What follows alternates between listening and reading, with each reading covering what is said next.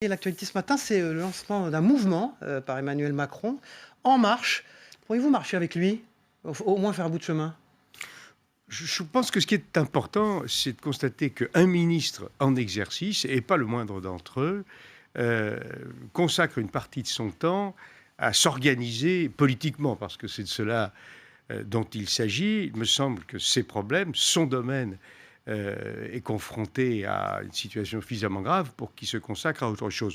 Et on peut déjà anticiper le nouveau débat qui va déchirer le Parti socialiste, la majorité.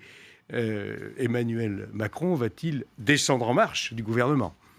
Dites-moi quand Christophe même, Bordet. Bernard Accoyer, quand on voit Jean-Pierre Raffarin qui tweet hier soir, voilà une offre politique qui ne manque pas d'intérêt, dit-il, son avenir dépendra de sa liberté. Est-ce qu'il a raison? C'est une réflexion qui est personnelle à Jean-Pierre Raffarin.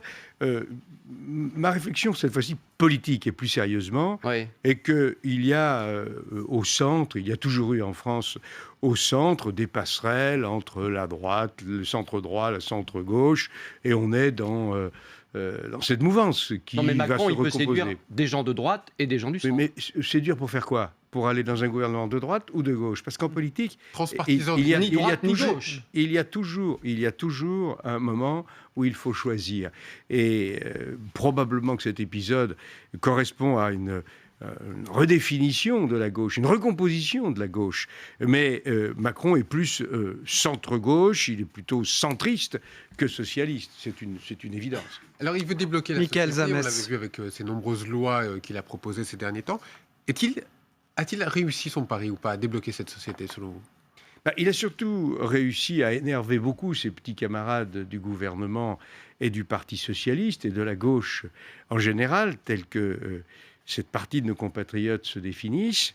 Et aujourd'hui, il cherche à exister après avoir pris son appel sur la gauche dure, celle que porte François Hollande, en tout cas dans la majorité qu'il soutient. Il va essayer d'exister. Ira-t-il très loin? C'est trop tôt, on ne peut pas...